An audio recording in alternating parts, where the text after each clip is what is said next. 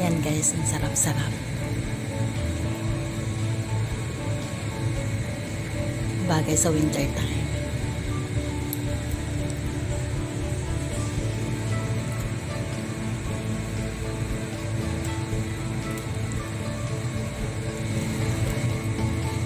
Ito ay mga homemade fishball and meatballs. Yung yellow is fishball and itong